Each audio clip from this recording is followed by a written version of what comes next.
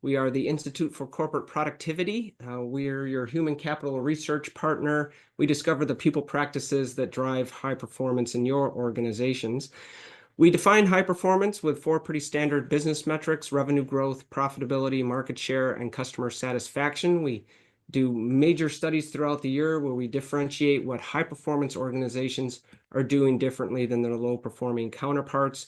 We then bring this forth to our member organizations in the form of research reports, tools, tool sets, various other assets. We're also a peer community. You see here the I4CP member network, just a small sampling of organizations in that community out of the hundreds that are members. If you're with one of these organizations today in the member community, great to have you with us. Special welcome to you. You see that membership really ranges across very large organizations like Amazon, 3M, Microsoft, Visa, and others, as well as smaller companies and those in government. We've got a growing cohort of unicorn startups. We've got regional banks, regional hospital systems, you name it. If you're not with a member company, great to have you with us today as well. You can learn more about what membership entails by visiting i4cp.com, or just reach out to any I4CP employee and we'd be happy to get you that information. My name is Tom Stone. I'm a senior research analyst here at I4CP, and most weeks I have the pleasure of co-hosting Next Practices Weekly. And this week we have a special co-host guest, our CEO and co-founder, Mr. Kevin Oakes. Good morning, Kevin. Morning, Tom. It's a bit of a tradition here the week after our big conference each year that we get together, usually you and me, and go through some of the highlights. And so this is sort of a special episode, so great to have you with us. Yeah, We've got, Tom, I was just going to say the conference that we do every year is really it's sort of a seminal event for the company. We gear up for it every year, so it's always fun to do this with you, but it's also daunting to try to summarize everything that happened in that conference in just 1 hour. So we'll do our best. Yeah, we'll do our best. We obviously won't be able to hit on every great presentation, every great conversation that took place. Couple of other quick reminders and announcements before we dive in, though. This is Next Practices Weekly, so you see we've got an upcoming lineup, a couple of great sessions with internal speakers, some of my colleagues from the research team coming up, Lori Likens and Eric Davis, on how leading organizations make DE&I decisions on the 20th, so next Thursday. On the 27th, we'll have Rob Cross giving us a sneak peek at our latest research on the future of leadership in a distributed world. And then we'll have some external guests again. You see Marguerite Eastwood and Bill Jewell from the U.S. Chamber of Commerce coming up on April 3rd. And we've already got a lineup of sessions stretching out for several months beyond that. So Next Practices Weekly, get it on your calendar. You can attend when you're able. We do record the sessions as well, so if you miss in any given week, you can always go back into the archive. We do also occasionally, not as frequently as every week, but we do have some sessions for our global colleagues in the EMEA region and in the APAC region. The next one of these is coming up on March 26th. We'll be going through our Workforce Readiness in the Era of AI study. That report has been recently released. If you'd like to attend this webinar, please share this with your global colleagues, particularly those in the EMEA time zones. Myself and my colleague John Sutton will be walking through some of the key findings from that study in that session. Just use the QR code or the link that Zeta has helpfully put over in the chat. And again, please share this with your global colleagues that are in that region. All right. Without any further ado, we're 5 minutes in. We've got a lot to share with you here. As Kevin said, we won't be able to cover, obviously, everything that was great about last week's event, the Next Practices Now conference, which was held in Scottsdale, Arizona, March 3rd through the 6th. You see just a few images here. It's at the Fairmont Princess Hotel, that image in the bottom right. I'm already jealous, even though we just came from there. Such a lovely location every year. Kevin, the first day of the conference is actually for our executive level boards. Can you speak to a little bit about what those boards are and your take on how that day went? Yeah, boards, the name can sometimes be confusing for folks, but we started these boards over a dozen years ago, and they're peer research working groups that are title-based. And so as you can see from the titles we have here, they cover a wide variety of the HR spectrum. Generally, it's for larger companies and only for the person who has the title that you see here on the board, with the exception of Future of Work. That's not a very common title, so we've got several different titles that are part of that board. These are groups that meet anywhere between 4 to 6 times a year. They're chaired by former practitioners. Um, we have 7 of them in North America and 4 abroad that have either been launched or are being launched this year. What we do for the conference, so these boards meet twice a year in person, and one of those meetings is right before our conference. So the day before, we have all of these boards meeting separately. They also interact with each other at the social events, and we gather a lot of great research ideas from these boards. Tom, you've been involved in the boards for quite some time, particularly the Chief Learning and Talent Officer Board. But we really get a lot of research fuel from these boards. They give us ideas of what they'd like to see going forward, and they spend a lot of their time talking about the research that we have created and what that means for their organization. So it's certainly a real highlight for the week. Yeah, and we heard universally positive comments from this year's sessions. It felt like the attendance was a bit higher than in some years past. Coming out of the pandemic, there was some difficulties for a couple of years getting strong attendance. But this year, I mean, the rooms were as full as they could be. And certainly, I work closely with the Chief Learning and Talent Officer Board, and in that case, we had great discussions around succession, coaching, skills-based organization, and like you said, one of the things that the boards provide back to us is direction on our future research, and we certainly heard plenty of that from our boards this year. So great day on Monday of last week, to be sure. And a lot of great guest speakers at these boards too. We had CEOs, we had thought leaders, we had some people who were speaking at the conference, all lending their expertise to these boards throughout the day. So if you're interested in learning more about the boards, again, Zeta has put a useful link for that in the chat. But now let's move on from the first day, which was focused on just the boards, to the main conference.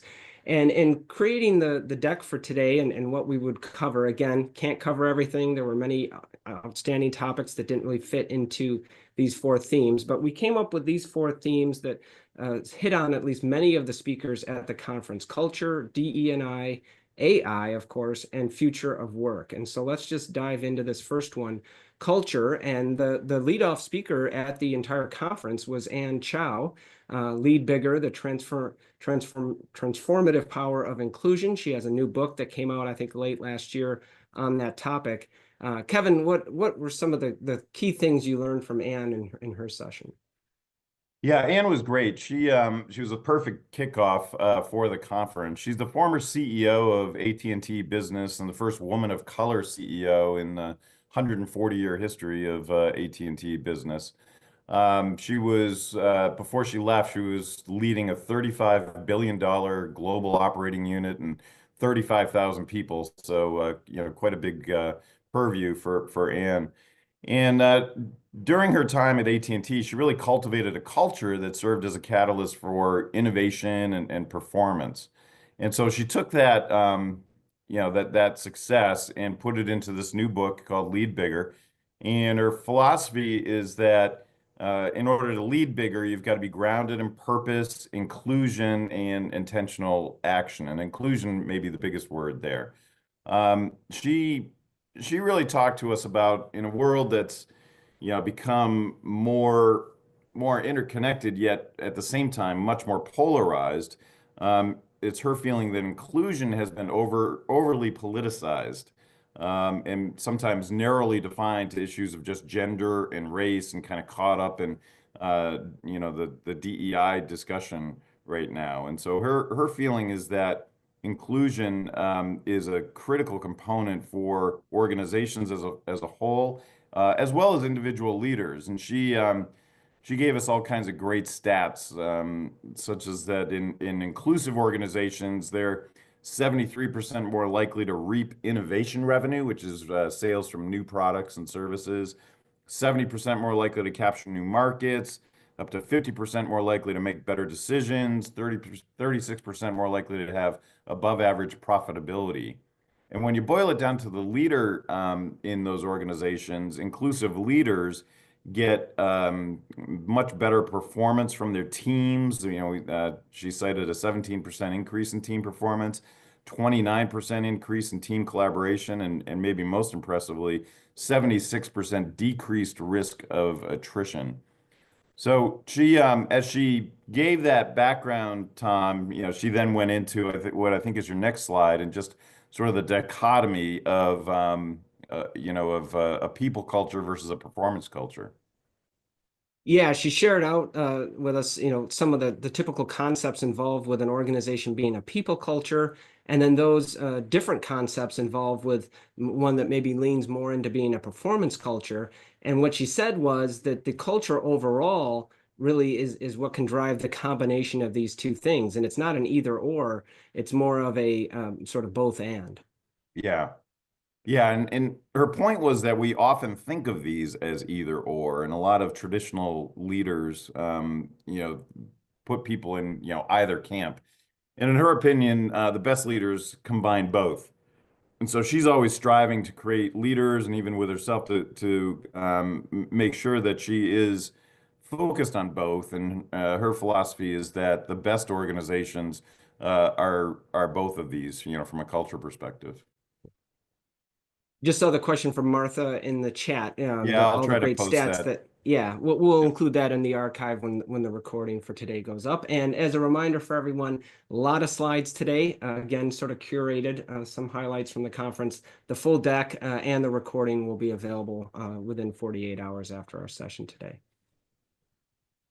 All right, so that was Anne kicking off the conference, the first speaker overall, the first speaker very much focused on culture. There were several others that focused on culture as well. And we also had not just Anne, but a couple of others who were book authors. Could you just briefly speak to what Ashley shared and also Mary Murphy, Kevin?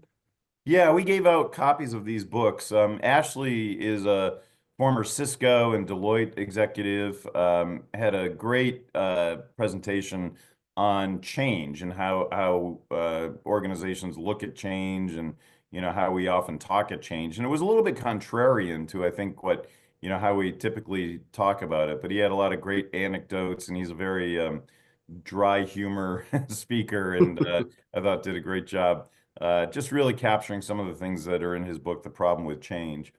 Mary Murphy, she's probably most associated with the concept of growth mindset. And she's a professor at Indiana University, and has a new book called The Cultures of Growth. And it wasn't that long ago that none of us were talking about growth mindset. Now everybody talks about it, primarily because of Microsoft popularizing it. She talked a lot about how that concept has gotten into our vernacular, basically. Right. Yeah, and she was the closeout speaker for the conference. A great way to end the event. So yeah, as you said, we gave out copies of all three of these books for attendees at the event. And thank you, Zeta. You're putting the links in for each of them in the chat for people that want to check them out. And certainly wasn't the only speaker that focused on culture. As folks that know I4CP well, know that we focus on what we call culture renovation, sort of our term for culture transformation in organizations, because you want to keep the best for your existing culture when you're making changes to it. And a great exemplar of this, frankly, across multiple organizations now in her career, was Anna White. And we've got a few of her slides here that we can walk through, Kevin. Yeah, and just some background on Anna. She's a good friend. She's just done some great work at some really cool organizations. She spent 18 years at Microsoft before joining F5, which is a company we all use all the time, but you probably don't know it. But at F5, she led a culture renovation there, and she's been a big champion of our work in culture renovation, speaks to it quite a bit. And then just within the last year and a half or so, she left F5 and joined Lumen as their new CHRO. She followed somebody that she knew from Microsoft, Kate Johnson, to Lumen. Kate became CEO of Lumen just a little over 2 years ago.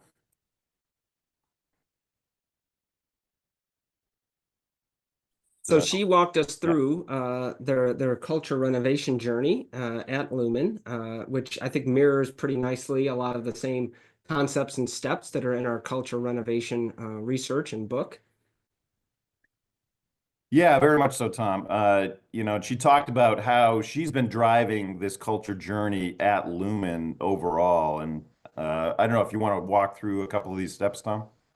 Yeah, so basically the high level steps: define the culture, empower accountable leaders, infuse culture everywhere, and then measure success.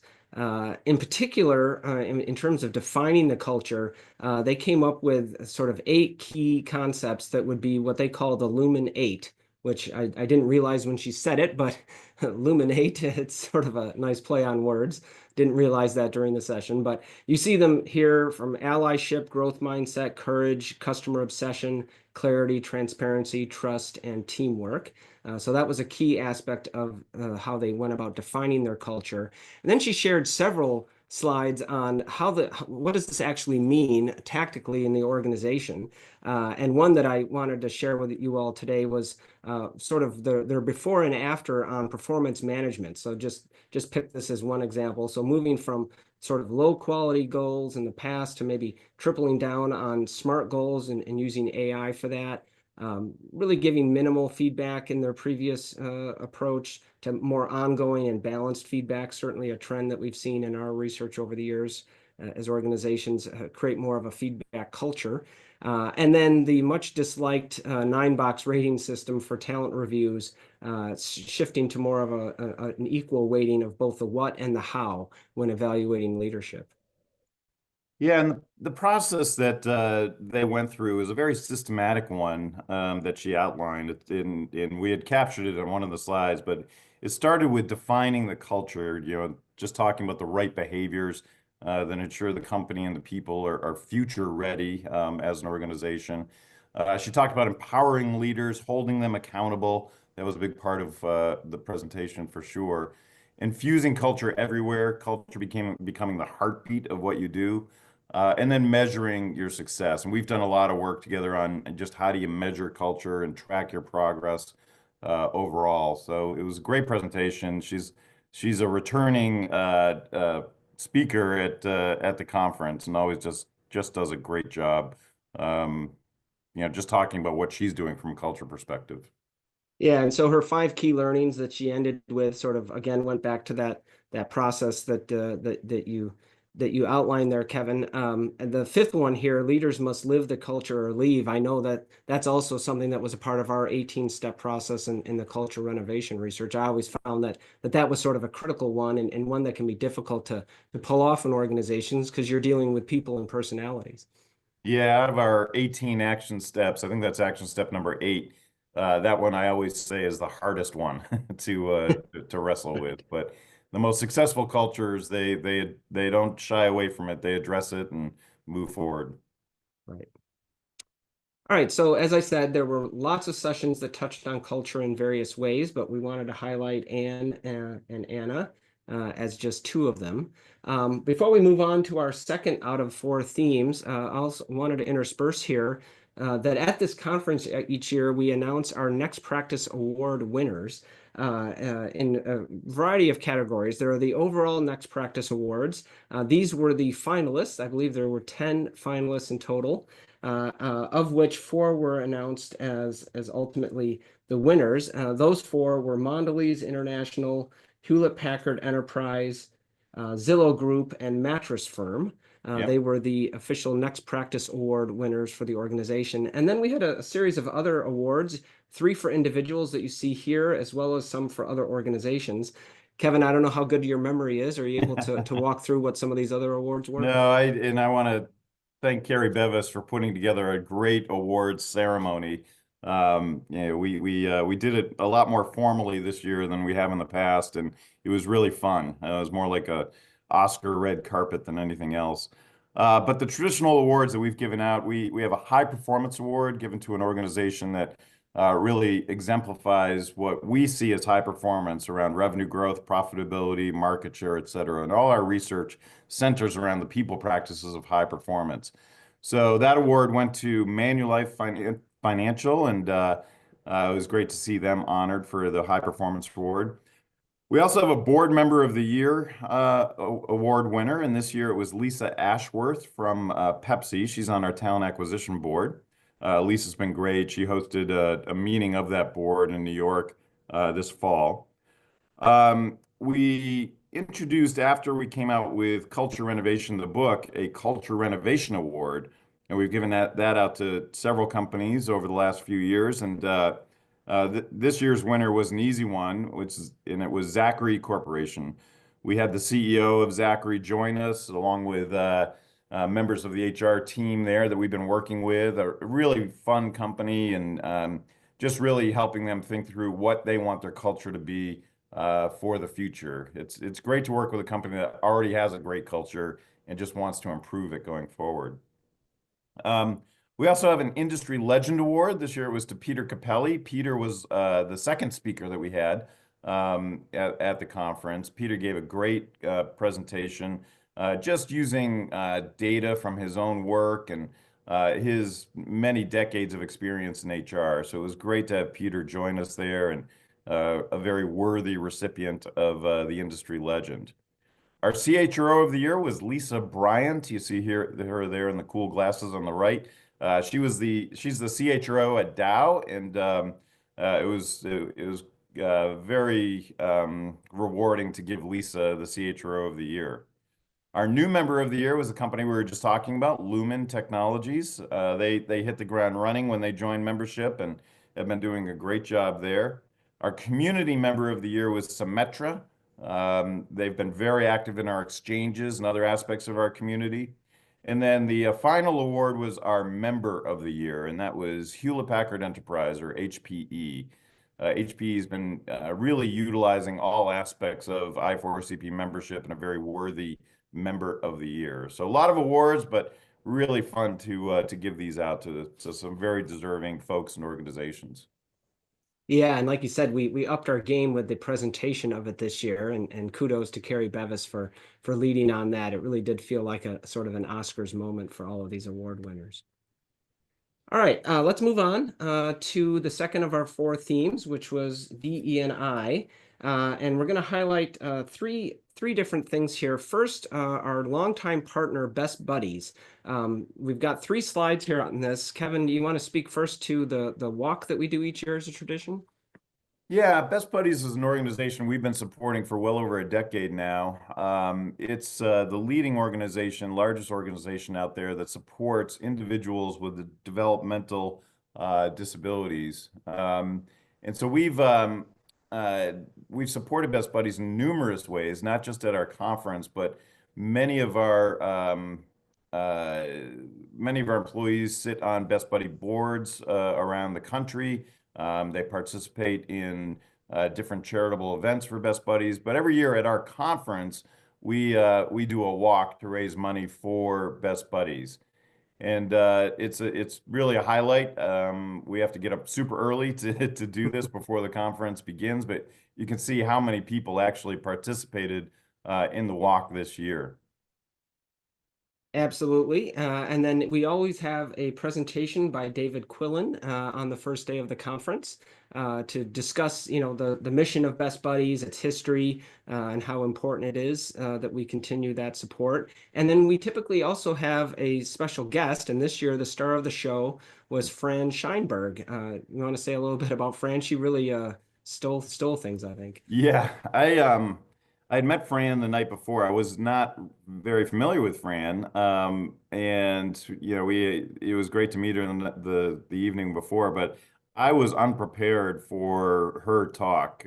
She gave just an amazing presentation to the audience, and then she's a rapper, which I had no idea.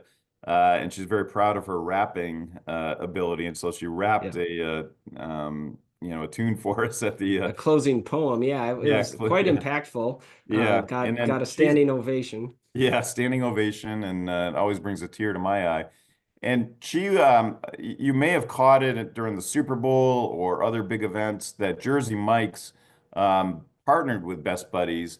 They ran a number of national ads that got a lot of attention, and Fran was the star of those ads. And so she talked a lot about Jersey Mike's, and her rap was actually about Jersey Mike's. Yeah, and we actually have one of those ads, the one that I think ran most commonly here. So hopefully we can cue this up, and it's a 30-second long commercial. So let's give this a listen. When you have an intellectual disability, simple things like getting a job and being part of a team can be tough. But with an organization like Best Buddies by your side, anything's possible. Join our movement. You can donate by rounding up your order on the Jersey Mike's app and learn other ways to get involved at bestbuddies.org. So come and support the inclusion of people like me.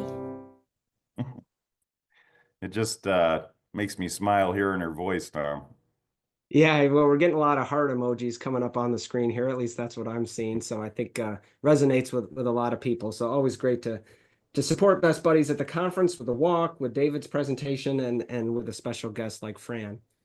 That wasn't the only thing that we did DEI related. We want to highlight two other moments as well. One, there was a panel, and you see the members of the panel here, moderated by DC Wright, the VP and Chief Diversity and Inclusion Officer at EW Scripps Company, who's a member of our I4CP community, of course.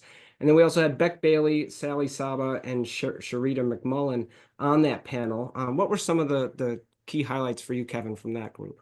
I think the panel was very pragmatic in just talking about the state of DEI right now.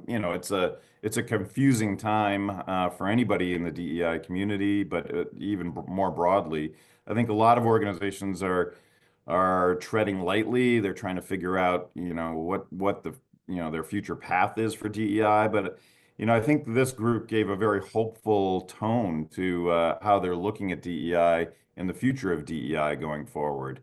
It was interjected with some of the realities that they're dealing with as organizations, but they just talked about how important diversity, equity, and inclusion is to their organizations and to their culture.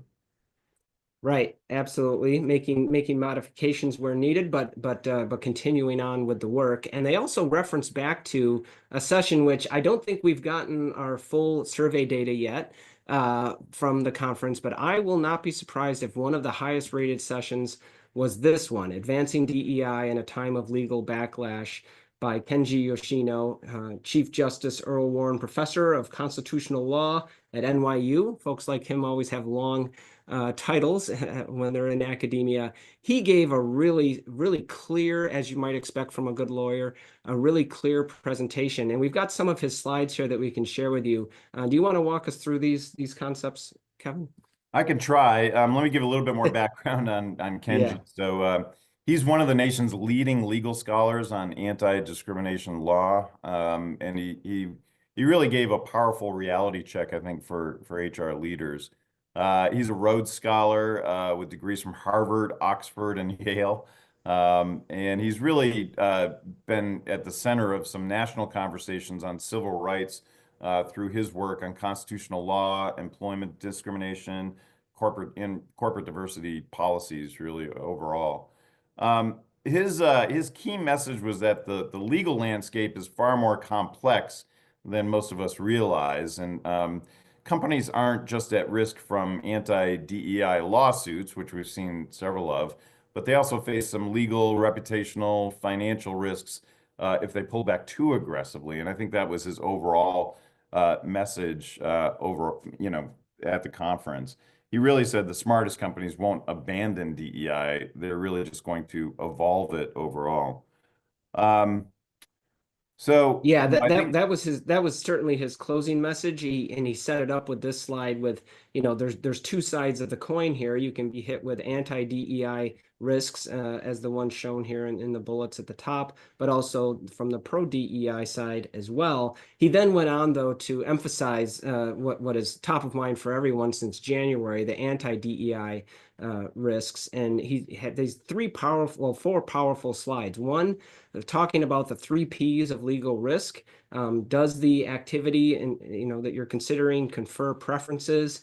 Does it do so on protected groups? And with respect to palpable benefits, it's just the clarity of these three criteria, I think, was very helpful for everyone in the audience. And then he walked through some actual examples.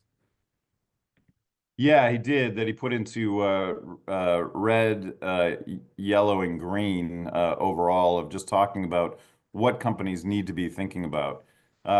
These red programs, if as you kind of scan through the programs that are around hiring quotas, tiebreaker decision making, group specific internships, or tying compensation to diversity goals, those are all examples of where you should have some concern because it meets those three things that Tom just said. Does it confer a preference? Is it on a protected group? And does it have palpable benefits overall? If you're answering yes to all three of those columns, you should be concerned. Right. The examples of ones that don't fit all three of those criteria, he's sort of put in the bucket of green programs, things like developing merit-based hiring criteria, adopting structured interviews to reduce bias in recruitment, offering leadership development programs to employees of any background, and then celebrating heritage months. In some cases, they may meet one or even two of those criteria, as you see, but not all three. Yeah, and even expanding your talent pool so you're selecting from a wider variety of applicants, is another example I think he gave that that's obviously fine, and that's what a lot of organizations are doing as part of their DEI programs. And then there's the tricky ones that he labeled the yellow programs. Yeah, so the one I just said, sometimes can be put into diverse slate requirements. This is the Rooney Rule in in the NFL, for example, and some companies have adopted that. So you can see where under preference and protected, he gives it a yes, but a maybe under palpable benefits. You can see some of the other ones here around targets or giving preference to groups that could be considered proxies for race. But this is where the gray area comes in. Right. I just found this to be such a powerful and very clear presentation at the conference, and particularly for anyone with maybe a smaller organization where your legal team is probably smaller in size, and maybe you've been struggling to think through all the different ways that the new administration and just the trend in recent months has been taking us. He closed with this, offering up his DEI risk assessment. Sort of a simple three-step process of considering risk, consider impact, and then deciding how to proceed. Yeah, and he also had a powerful statement at the end. He said, companies that abandon DEI now aren't just reacting to legal concerns, but they're actively making themselves less competitive in the long run. So it was very clear that, he feels that the most competitive companies still embrace DEI. You just have to be very smart about how you're doing it in this climate. Yeah, if I could paraphrase, I think one of his statements was the future is diverse. Companies must adapt or fall behind. So it's still a powerful message overall. Yep. I'm noticing in the chat a couple of questions, as I expected for these slides in particular. So all of the conference presentations we're making them available this week, both in the conference app and on the virtual event platform, exclusively for those that attended the conference. And that'll be the case for 60 days. After which they'll be available to I4CP members, going forward. So I4CP members after 60 days, even if you weren't at the conference, will have access to all of the recordings of the sessions. This session here at Next Practices Weekly, including the slides you're seeing right now, will be posted within 48 hours, as we always do each week, to our NPW archive. All right, let's move on from DEI to the third of our four themes, which was AI, artificial intelligence, of course. And as with culture and DEI, this found its way into many of the sessions in various ways. But we wanted to highlight just one in particular that, again, I felt like provided a lot of very clear, relevant value in some of his message. And that was Brandon Roberts, the GVP People Analytics and AI at ServiceNow. Yeah, Brandon is a fan favorite. He's done a lot of work with us at I4CP, and he's been a real champion for AI in HR, as has ServiceNow overall. And so he he outlined this 4-point plan that you see on the screen around building an AI-powered people function. I don't know if you want to walk through those 4 segments, Tom. Yeah, and some of you may recall this. He was a guest on Next Practices Weekly a little over a year ago now, or I think it was last spring. And I think this was included in that session, but then he went beyond this in his conference presentation. But just to recap, sort of strategy for AI in a people function, implementing an AI operating model. They've done a great job of, as he calls, creating an AI factory where they really went through, listened to their employees, sourced ideas for how it could be used across the organization, including in their people HR function.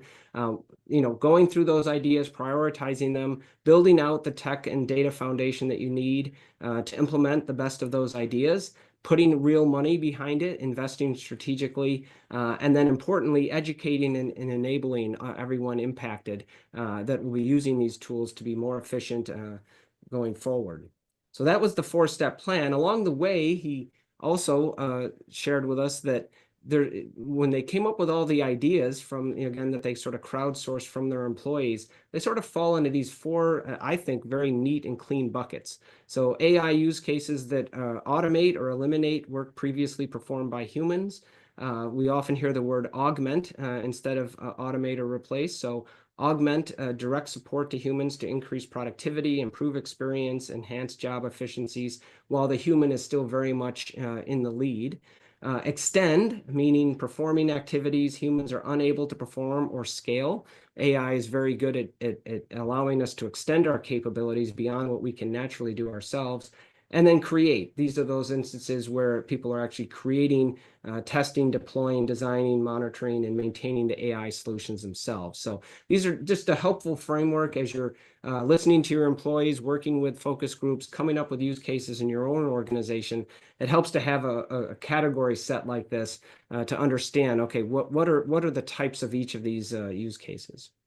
And I think Brandon did a good job of challenging the HR professionals in the room to sort of step up when it comes to AI. The adoption's obviously happening fast, but he warned that if HR doesn't take a proactive role, then AI decisions will be made without them. And they put their money where their mouth is at ServiceNow. And Jackie Canny, who's the chief people officer there, she changed her title to Chief People and AI Enablement Officer, which I thought was kind of cool. It's a pretty bold move that just really tried to signify HR's integration with AI. But he also spent a lot of time talking about sort of the traditional model versus the AI model. The old way of thinking about efficiency, for example, is reducing headcount or optimizing processes, looking for a quick ROI. And the new way of thinking about AI is reducing task workload, not entire jobs, freeing up capacity, and strategically redeploying folks inside the organization. And then accelerating adoption when employees see it as an enabler, not a threat. That's really one of the keys to accelerating that adoption. And ServiceNow has done that. He talked about how they freed up 25 full-time employee equivalents with AI in HR. This is just within HR shared services. And instead of laying those people off, they reskilled these people into other roles, some of them around AI and data governance roles, others transitioned into people partner roles.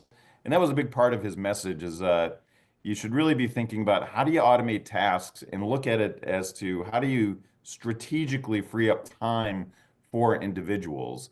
And instead of thinking about how does AI reduce headcount, he was encouraging companies to think about freezing hiring and using AI to improve, efficiency and capability overall.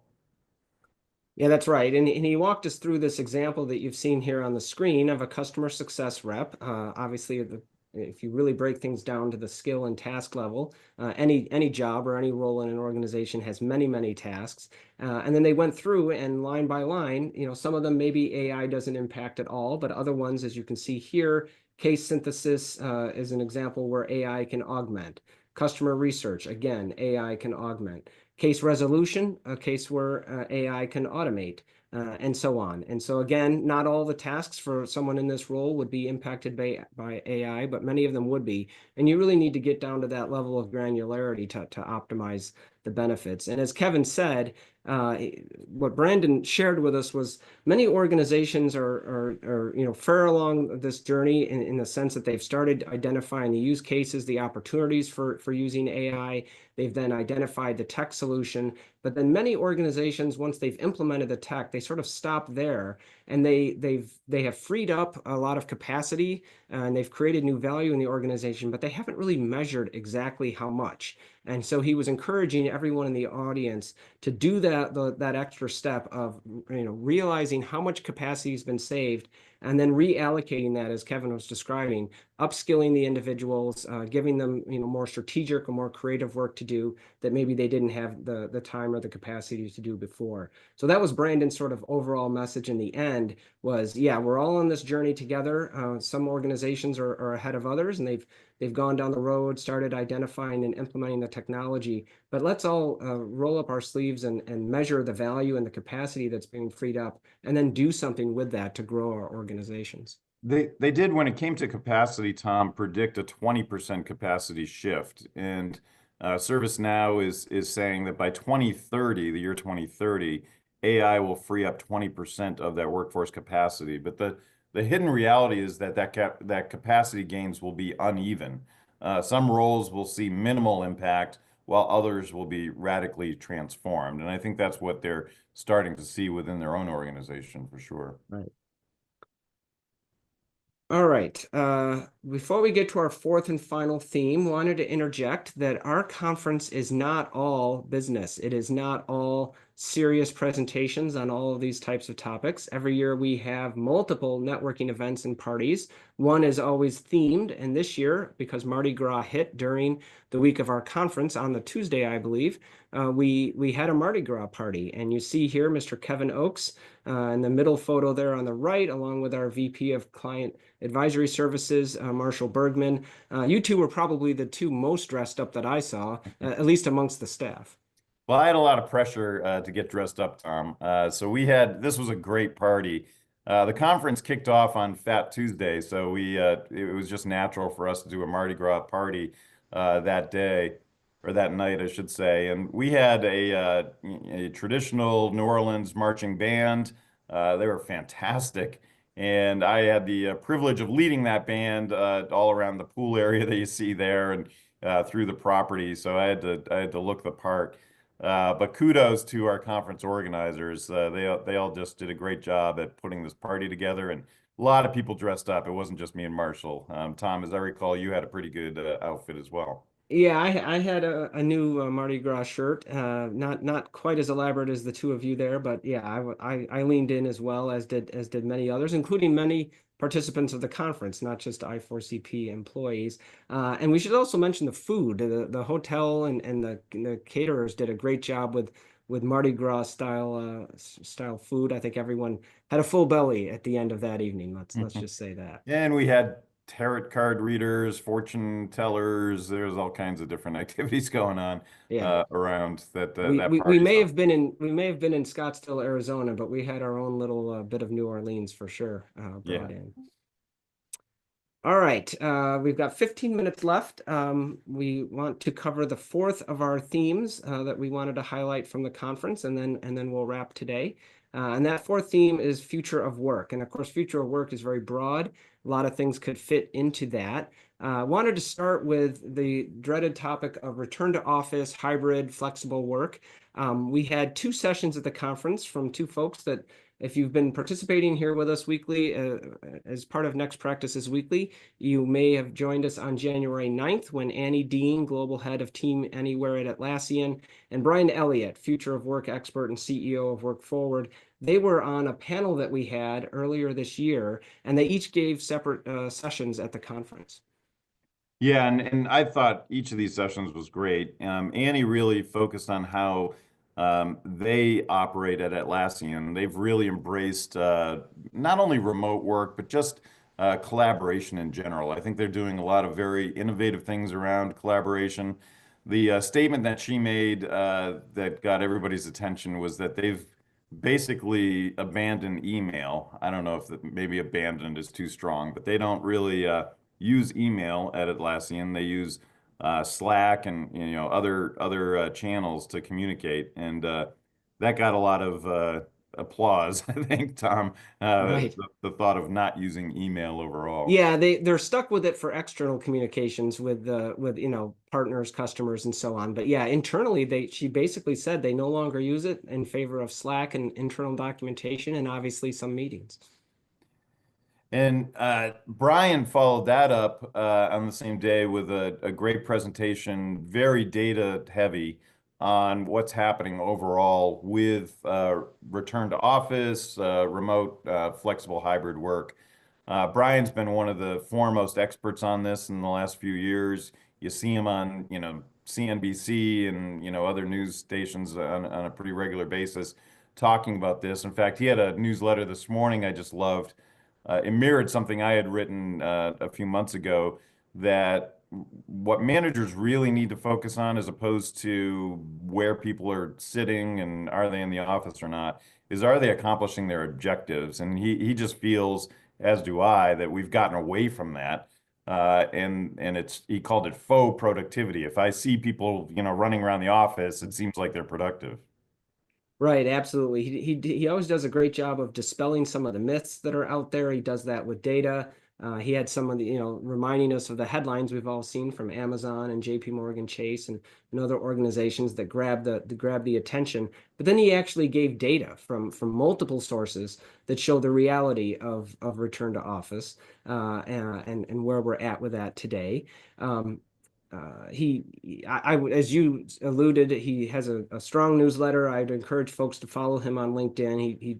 He always packs a punch with it, with all of his posts and everything there. And again, as Zeta has put in the chat, if you missed our January 9th Next Practices Weekly, you can hear from both Annie and Brian.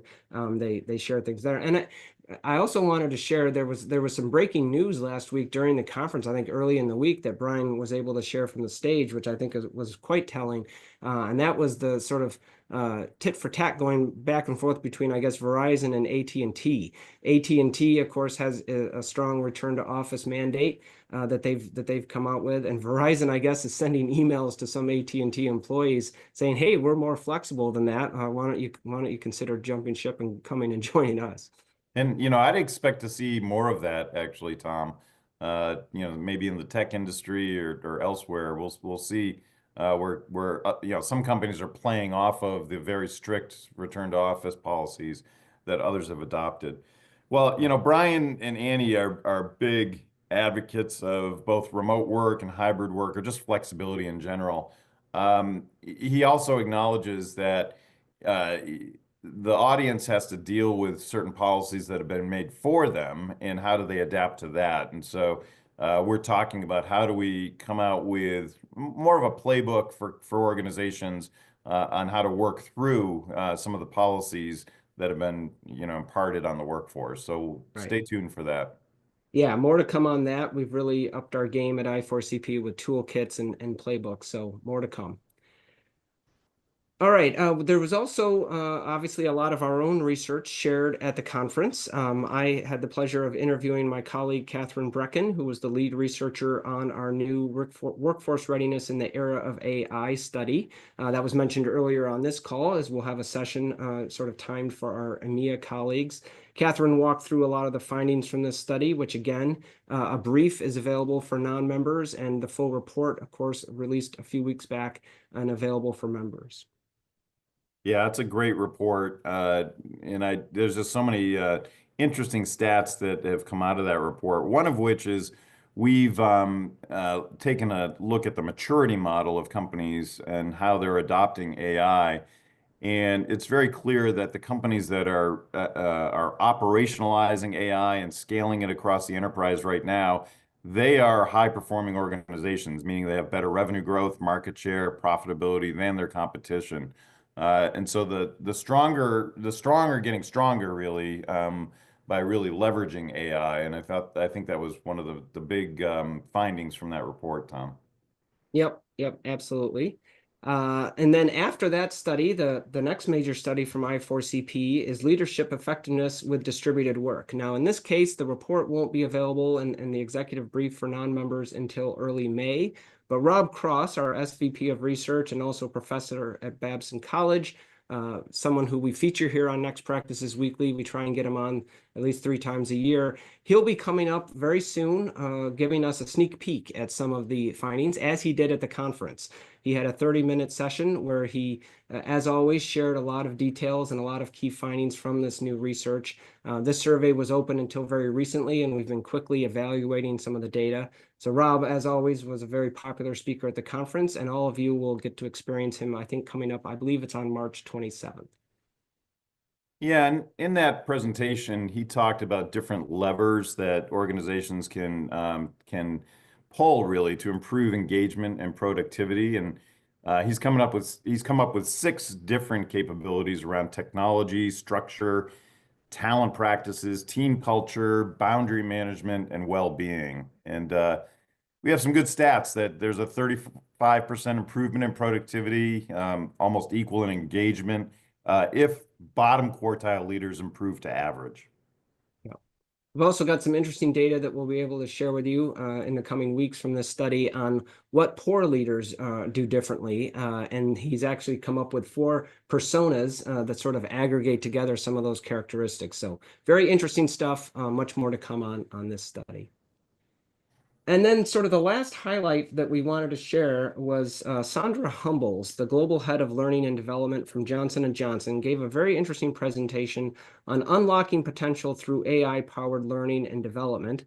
Another way of describing it would be, what was their journey like on becoming a more skills-based organization? Something I know many, many companies, I'd say the majority of I4CP members are at least somewhere on that journey of becoming more skills-based or skills-centric. And Sandra walked us through quite a number of details on this, didn't she, Kevin?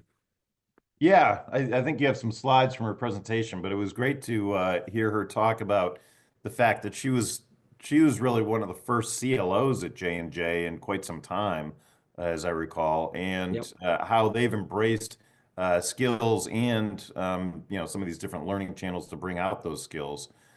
Tom, this is your real expertise area, so I'll let you talk to this. Yeah, and I had the benefit too. We had Sandra as one of our guest speakers at the CLTO board meeting earlier in the week on Monday. So we had an even longer deep dive with her to really get into the nitty-gritty of it.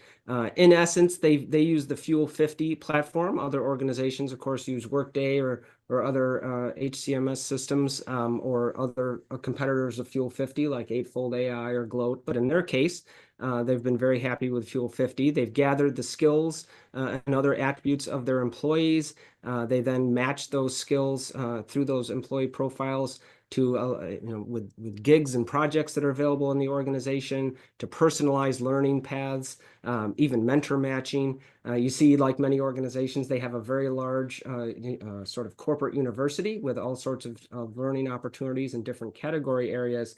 And then she also shared with us sort of the journey that they've been on. And she wanted to emphasize this is not a quick process. This is not a 6 or even 12-month long process. As we've learned from other organizations when we've written up case studies on becoming a skills-based organization, this is a multi-year journey. And you see some of the stats there at the bottom. Why did they pursue this? Well, they had a negative 28 eNPS score in their organization. So they really needed to improve their support for learning and the overall employee value proposition. And just a few years later, through the initiatives that you see outlined here, they've done quite a bit, and they've reversed that. Now it's a positive 21, and then you see the green on the far right. They're looking to target growth of their NPS to 41 positive. So great success story that Sandra was able to share. And again, the recording of this session, which I'd encourage people to listen to, available for the next 60 days for those that attended the conference, and then all members will get access to it after that through the I4CP website. Yeah, she was very impressive, and I love just how they're measuring their success here, Tom. You just don't see this all the time, and it was great that she shared that. Yeah. So that's what we had for you all today in terms of highlights. Again, there were many other sessions. One that comes to mind, we had a very strong session on mergers and acquisitions and HR's role in that. There were just many other strong sessions that, again, will be available to the recordings. We had, I should mention, we had 2 sessions from Microsoft that I thought were very powerful. We talked about some of their viewpoints on DEI and culture and just how they're looking at that going forward. And then the other session was just squarely focused on AI and how Microsoft is really leveraging AI overall. So those were highlights too for me as well, Tom. Yeah, it truly was a great lineup. One thing that's different about our conference, I mean, there's several things, as we always mention, no trade show, no expo, no vendors hitting you up for things in the hallways. But also every session was a general session, so there was no lengthy program needing to pick. And one thing that I have found over the years, having been to our conferences now, I've been with the company for 7 years, that allows for very common dialogue at the lunches, at the dinners, where everyone's had the same experience throughout the day. And so even the networking for participants, I think, is stronger at our conference than really any others. And as Kevin knows, I go to a lot of HR and L&D conferences each year, have for many years. And so I speak from experience when I say that this event really is different. And speaking of that, we've already announced the dates for Next Practices Now for next year, 2026. It'll be late March instead of early March as we did this year. We're always trying to avoid conflicts with spring break for individuals to the best that we can. So this year it'll be March 30th through April 2nd in 2026. It'll once again be at the Princess Fairmont in Scottsdale, Arizona, and registration is already open. We always have a few people that enjoyed the conference so much they register, for the next year right away, and we certainly encourage that. And in particular, in this age of inflation, you can lock in the 2025 rates if you register by the end of this month. Yeah, and getting hotel rooms on site, I think, is always critical as well. Most of the conference attendees are able to do that, but we tend to run out of rooms every year. So the earlier, the better that you can lock in that hotel room. It's a much different experience, I think, if you're staying on site. Yeah, it's a big property, but obviously doesn't have infinite capacity. So another good point. Thanks, Kevin. Well, thank you, Kevin. This has been a great sort of whirlwind recap and tour of the conference event. We covered a lot, as we've emphasized, couldn't cover everything, but I think this gave people a good glimpse into what the week was like last week. Yeah, for sure. You did a great job putting this together, Tom, so I appreciate you doing that. Here's your HRCI and SHRM recertification code. So, but Tom, thanks for putting this together. I thought that was a great way to recap a very content-rich conference. And as I said at the beginning, it's sort of daunting to try to do this in an hour, but I thought that went well. Yeah, hopefully we pulled it off. We're getting a lot of thanks in the chat. Again, the slides from today and the recording will be available in the next 48 hours up on our archive, as are dozens of hundreds of previous Next Practice weekly sessions. And as always, as Kevin mentioned, if you have a certification with HRCI or SHRM, jot down the relevant program ID or activity ID here, and you'll be all set for your recert credit hour. So once again, thank you, Zeta, for the production support. Thank you, Kevin. Great conversation today. And I want to invite everyone to please join us again next week. We'll be covering DE&I with my colleagues, Lori Likens and Eric Davis. We've got some brand new research, hundreds of responses to a pulse survey that we'll be sharing with you next week. So see you again next week, everyone. Until then, have a great rest of your week and weekend. Bye-bye.